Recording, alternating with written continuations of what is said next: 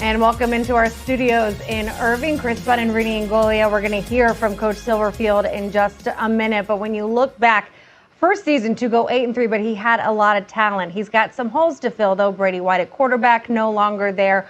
Where is the most important question for him? It's quarterback, right? And so whoever wins that job, listen, you got to get the ball in the hands of Calvin Austin because he had such a breakout year last year for them. And as you said, Chris, a lot of talent on this team. You get that quarterback solidified, and I think they'll be fine. And this is one of the programs in this conference that has been excellent over the last few years, and it's they've had a great run, and Coach Silverfield is carrying it on where it left off from later years. And as we showed you, picked 5th in the preseason poll. Coach Silverfield joins us now. Coach, thanks so much for joining us. When you look back at last year, there was so much chaos, but still an 8-3 season. What'd you learn from that you've taken into this year?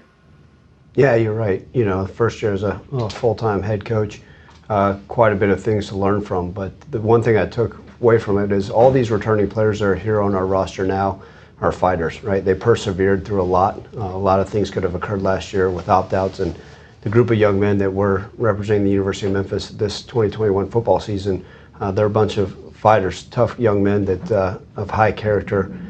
They're going to go out there day in and day out and put forward on the name on the front of their jersey and the name on the back. So really excited about this group of men.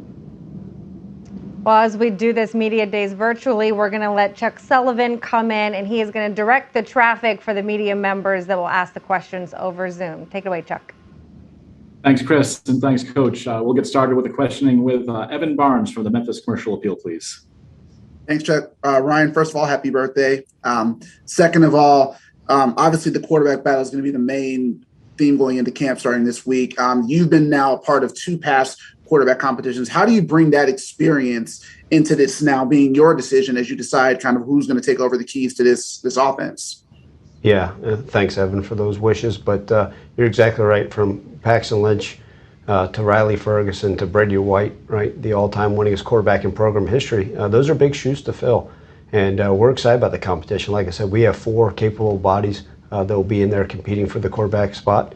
Excited about all of them. There's no panic. I think our players have great faith on the offensive side of the ball. Whoever we put back there will lead us, and we'll have a successful offense like we've had in the past. But look, that's the fun thing, right? We're going to throw the ball out there on Friday, let the guys compete, and day in and day out. You know, will we name a starter in week 1? I don't know. And maybe a couple weeks into training camp, but we'll make sure that everybody that's involved will be pleased with the decision, and whoever we decide to stick with, all hands on deck moving forward. We'll go next to Isaac Simpson from Tiger Sports Report, please. Hey, first off, happy birthday, Coach. Thanks, Isaac. Going back to last year, up until now, and you kind of talked about this in the opening, how much has navigating this new world with COVID, the protocols, and everything like that, how much of an impact has that had, and how tough has that been to kind of navigate? Yeah, you know, I was talking earlier on the radio that who would ever thought my first 3 months on the job would have been my easiest, right? Preparing for a Cotton Bowl and putting together a staff. But ever since then, right, with the pandemic, COVID, dealing with the transfer portal, NIL, and talk of conferences, right? It's the day and age of me being able to sit in my office and watch film for 100 hours and just do X's, O's are long gone. But, you know, the great thing about this is we've got a wonderful staff. They've been hugely supportive of everything, administration. But, again, credit goes to our young men. Our players are the ones that day in and day out, they don't bat an eye. They understand there's things going on throughout our world. They've been very supportive of me, and likewise. Just, again, I'm just so honored to be able to coach these guys. And we got each other's back, so no matter what happens, right, I just keep waiting. There's something else will happen. And we'll be chins up, held high, and ready to roll with whatever comes.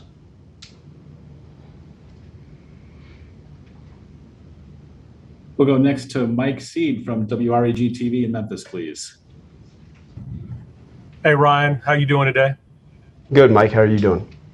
Good. I know you really don't make much of preseason expectations, but anything that may motivate your team when you saw the preseason media poll that comes out and has the Tigers 5th going into the conference race this year, just your thoughts on that and anything you can do to maybe motivate your team going into a new season. Yeah, I mean, look, the preseason polls are great. It's for people to talk about and to be able to answer questions on. But once that ball gets kicked off on September 4th, the preseason poll doesn't mean a darn thing.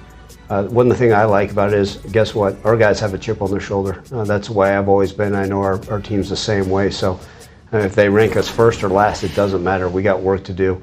We're excited about training camp and the upcoming games, one day at a time, one game at a time. So that's just part of it. Look, let's talk about it in January, see where we end up in the poll. We'll go next to Frank Bonner from the Daily Memphian, please. Hey, Ryan, nice to meet you. How's it going? Frank, welcome aboard. Welcome to Memphis. I appreciate you. I just wanted to ask, with the COVID situation, how do you approach the conversation of vaccines with your players? Yeah, Frank, I think that's the biggest thing, just with like a lot of issues that we're dealing with throughout our world, is it's about education, right? I talk to our young men about it. We certainly don't force anything, but understanding and educating what the vaccine can do about this pandemic and what's occurring, that's the biggest thing, right? Whether we have a doctor come in and talk to those guys, or we send them educational articles, or even things that are occurring throughout the NFL, that are other places that are occurring, other teams in our conference that are getting vaccinated. So it's an educational piece. We're there to answer any questions. We've got a wonderful medical staff that can be there to answer questions as well. So it all goes back to making sure that we are supplying them with whatever information they need, also that the vaccine is readily available if they choose to do so. Are you at liberty to tell what percentage of your players are vaccinated? Yeah, by the time the season starts, we'll be well over 80%. So is that good? Sure, but ideally we want to get to 100%, and we're going to continue to educate. And that's a nice thing, is our guys understand not only the nature of this disease, what it could do from a health standpoint, but also as far as the dynamics it could play onto a football season. I appreciate you, Ryan. Thank you. We'll take the next question from Clayton Collier from WATN TV in Memphis, please. And first of all, happy birthday. Going in, Mike had touched on it there with the preseason media poll, but do you subscribe to trying to have poster board material fit, obviously isn't where you'd want to be for this team? Is that the messaging that you want to try to subscribe to? Yeah, Clayton, look, I mean, I think our guys are plenty motivated. So if it's a media preseason poll, that what people believe that we should be, that's great. But I think our guys are all motivated. Our goal year in, year out is to compete for the championship. Our guys know that. Minimum expectation to go to bowl games. But like I said, it's a one-day approach at a time, one-game approach with the right mindset that when the dust settles and January comes, we'll look back and hopefully have a successful season. But look, I think a lot of our players here at the University of Memphis come from the same background and mindset of me as, hey, great, continue to doubt us, we'll prove you all wrong. And that's the way kind of I've lived my life for 23 years of coaching, and I know our players feel the same. But whatever motivation it takes, we'll find it in any form or fashion, and excited to get going. We'll take the next question from Dan Tortora, please. Wake Up Call DT. Coach, taking a look at college football playoff expansion, the thought of 12 being the future, just what you think that means for the American athletic and hopefully college football in general. Yeah, Dan, I think it's wonderful. I think it's a great, right, to be able to expand the playoffs to 12 teams. It gives every conference an opportunity, and I think it's important. It helps us in recruiting. I think our current players understand what that could mean for our conference and for our team as well. Obviously, you got to handle your business within the AAC, but I think what it does is it kind of lets you know that this group of five notion that people are saying, it no longer really exists. We've always called ourselves the P6. I think our conference, the AAC, has proven year in, year out that it belongs with the quote-unquote bigger names in college football, and I think there's a lot of excitement about that. Obviously, it won't affect us this season, but moving forward, the more teams you can add, the merrier, and we hope to be a part of that when that cycle rolls around. And Memphis, as far as sending players up, before you came into Memphis, a lot of guys in the backfield heading off into the NFL. What can you tell us about the backfield this year and the talent that you have? Yeah, this is now my 6th year at Memphis, and you're exactly right. Let's call it what it is. We have 5 NFL running backs in the league right now, and we've got 9 running backs on our roster right now. Do we have 5 of them that are currently possible NFL players on that of those 9? I'm not sure, but they compete, they work hard. Really excited about our backfield. We like to hang the hat on running the football here, and I think if we do that, it sets up bigger things, right? You guys will have the opportunity to meet with Calvin Austin. Believe me, I promise you, Calvin wants us to be able to run the ball because that opens up the deep shot down the field for him, and it frees up time for our quarterbacks. Look, we're going to continue to look at our running backs. We got a lot of guys that we think are capable. We started a walk-on in the game versus Navy. We started 6 different running backs last season.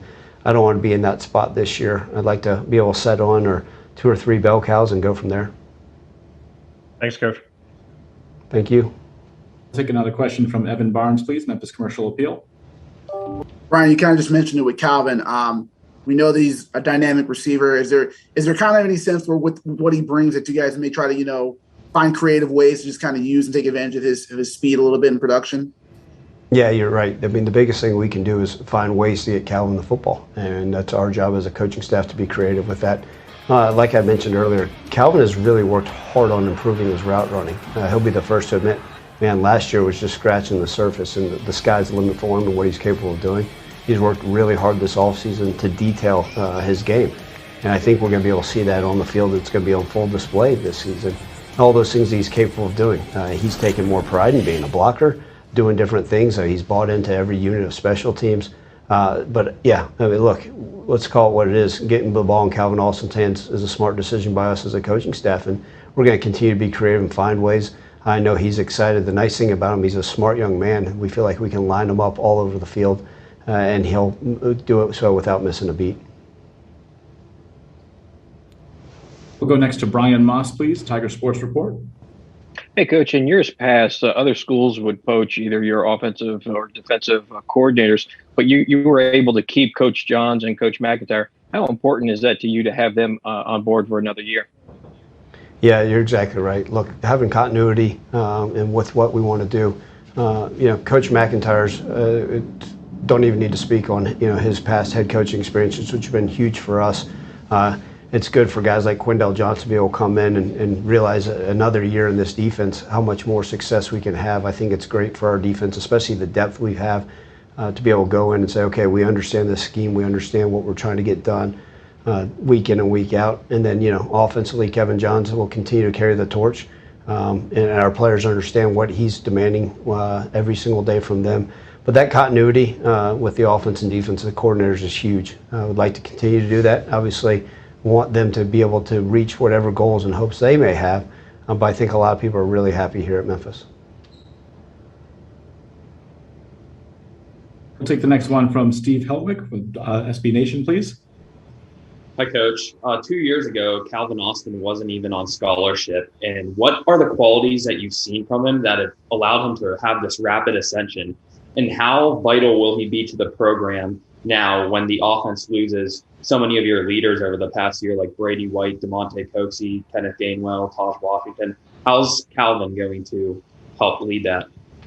Yeah, well, you're exactly right. I mean, last year was Calvin's first full year on scholarship, and he certainly deserved it. And that's what I said earlier. He's just scratching the surface of what he's capable of.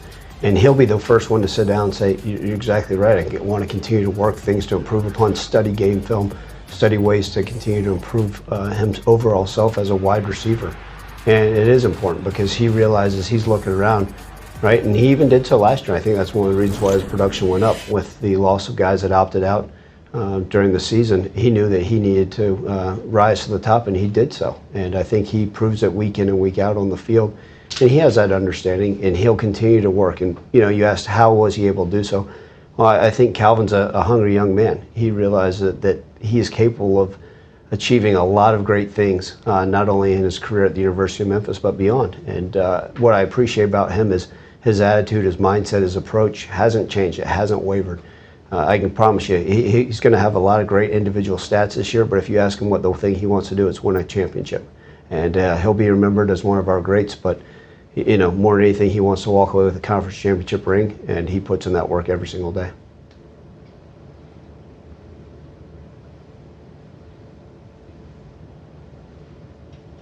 And we'll take a question from Trace Trilko, Sons of UCF, please. Coach, what are your thoughts on the league's position that games impacted by COVID will not be rescheduled and, in fact, may be forfeited? Yeah, look, I understand it. Commissioner Resco's got to do exactly what he needs to do. I think we're at this point where everybody understands the severity of what COVID can do. Look, we saw firsthand, and so did our conference, and so did college football throughout, saw the consequences that are going to occur with COVID. That's why we'll continue to educate our guys on being vaccinated and making smart decisions with everything they do. So, look, it's part of it. We understand there's cancellations and forfeitures may occur.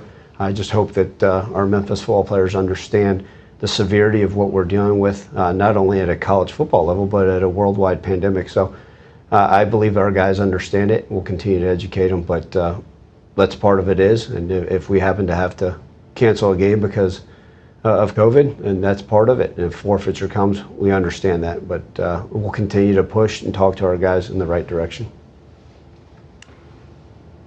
Thank you so much, Head Coach Ryan Silverfield. Happy birthday, by the way. Sorry we had to take up some of your time on your special day. Hopefully you get a chance to celebrate or enjoy a nice dinner. Well, glad I could share it with you guys. Thanks so much for having me on. Thank you.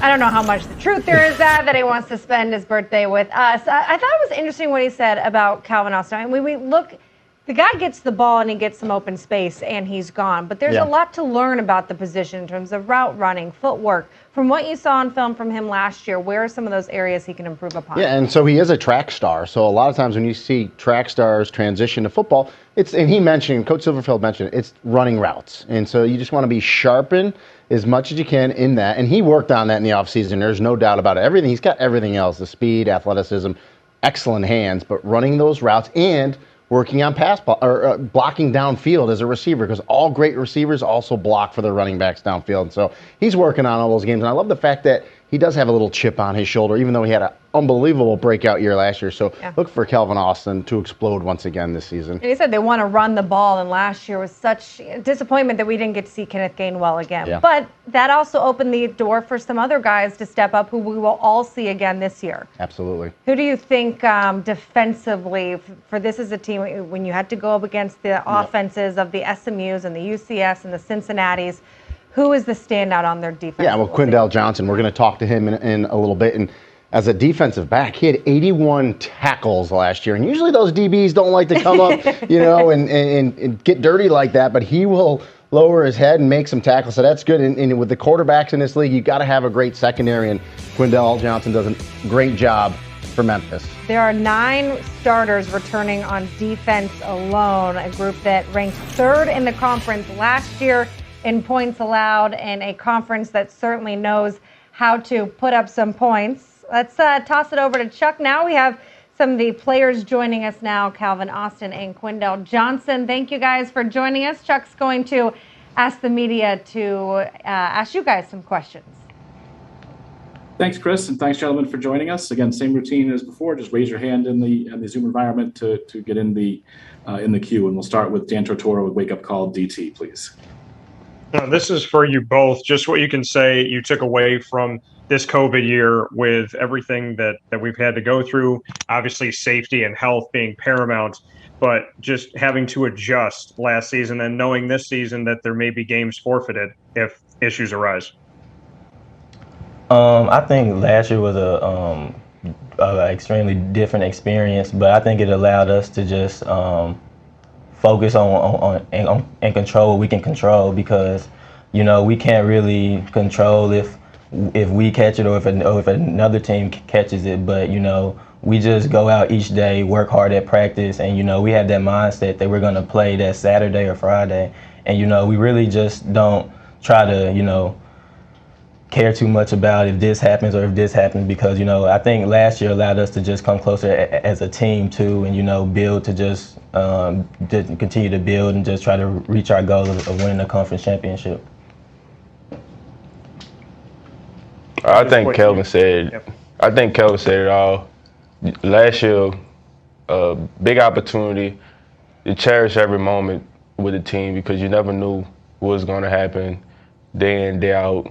Every week, cancel games, postpone the games. So we just took it in as a team, and we just cherished each other and cherished the moment, because that whole year, it was a lot. So we just had to cherish that moment. We took it day by day, and it was a lot. It was a lot for us mentally, I would say for everyone mentally, physically.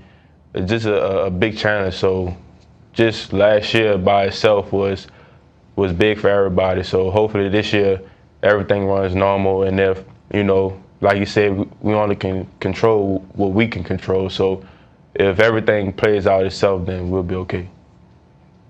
And then as far as name, image, and likeness for you both, just what you have taken from it so far and what you think about the opportunity. I think it's a big opportunity for all athletes, I think that was something that had been in the works for years, and to see athletes being able to capitalize on the things that they do on the field is big time. Some of our guys have gotten certain deals and stuff like that. Me personally, I haven't just dove into that yet, I've just been trying to, just really get ready for the season and stuff, because everything's going to come when it's supposed to. So I've just been staying patient. I say it's been a blessing for everybody, because it's been a long time coming for all student athletes. Just getting that chance to get paid for your name, the image, likeness, all those things that come with it. But it can be a distraction to some, because it kind of takes away what you are here for, and that's to play football and play the game that you love. So if it comes, it comes. I'm just worried about what this team has in store, what we have in store. So I'm just worried about the season. We're worried about the season, and if those things come along the way, then they come. So right now, it's a blessing for everybody to have the opportunity to make money off their name. But as a whole, we're just concentrating on the season and just preparing for the season. Take the next question from Evan Barnes with the Memphis Commercial Appeal, please. Calvin, Qundell, always good seeing you guys. For you, Calvin, just kind of how excited are you to kind of, show more what you can do, maybe being more versatile? I know, you had a breakout season at receiver, but just kind of how excited are you going into this season to build on that? And then for both of you, maybe Qundell even too, how do you guys enjoy this quarterback competition from different perspectives? Calvin, you catching, Qundell, you testing them a little bit on defense. Yes, sir. I think it's coming from last year, I just want to continue that momentum into this season, and I think our team as well just wants to continue that momentum into this season. And so, this offseason and including the spring, I've just been working on improving my game, my routes, and really just understanding the entire game of football, recognizing coverages. And so I've just been trying to do that, because I know with the quarterback room, that's going to get figured out. We have tons of talented guys that can throw the ball and stuff. So really, I'm just focused on my job so I can make their job easier. I feel like we have a great quarterback competition going on right now. Just on our side, just going against all of the quarterbacks that's in the running right now, just, try to get them off guard. But it's been good just trying to fill them out to see who, can take the heat. So it's been fun. I'm ready for the fall to see what they do, the competition that goes on. So it's good on our side. We'll go next to Isaac Simpson from Tiger Sports Report, please. Yeah, I have individual questions for both guys. And Calvin kind of touched on this a second ago with Evan's question. You had such a tremendous year last year. Do you put any pressure on yourself to kind of top last season's accomplishments? I don't know if I would say pressure, but, I love challenges. So, I do have certain goals and challenges for myself that I do want to accomplish. So, coming into this year, if I were to tell y'all some of the things that I personally want to accomplish, it'll sound crazy. But, for the big scheme of things, I really just want to accomplish those things so for the betterment of the team, because as a team goes, all the individual stats and accomplishments will follow. And for Qundell, the defense got better and better as the season went on last year, but there were some early season struggles. How much of that do you attribute to having a weird offseason? You have a new coordinator and Coach McIntyre coming in and implement a new scheme. How much do you think that weird offseason attributed to that?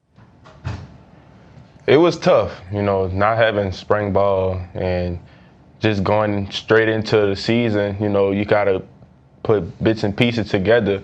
So at the beginning of the season, it was kind of rough, just trying to feel the defense out, feel the scheme out of what Coach Mack was trying to do. But as the season went on, the defense got comfortable, and then we started making more plays, and we started playing together more, and just just being more comfortable. And this year, just by him coming back is huge for all the guys, because most of the guys that's coming back didn't have a DC for more than 2 years. So that's big for us and big for this defense. So I'm excited. And we'll go to the final question from Brian Moss from Tiger Sports Report. I have a question for both of you. Qundell, what do you think you guys need to improve on the most defensively? Defensively, the passing defense. Last year we gave up a lot of yards in the passing game. So I feel like we will improve that side of the spectrum this year. Just like I said earlier, the new defense, the new scheme. But what we have this year, just being more comfortable, I feel like that we're gonna nip that in the bud just a little bit more. We're gonna make sure that's straight on the defensive side. So just the passing game for us is gonna be big, and I feel like we will flourish in that. And for Calvin, we all know about your speed. Are you the fastest person on the team, or is there someone that has your speed? I guess you could say I'm probably one of the fastest on the team, but there's a couple guys that got really great speed. Gabe Rogers, Kofi, who else? Julian Barnett. There's a couple guys that got some really nice speed, but I think I'll take that top spot.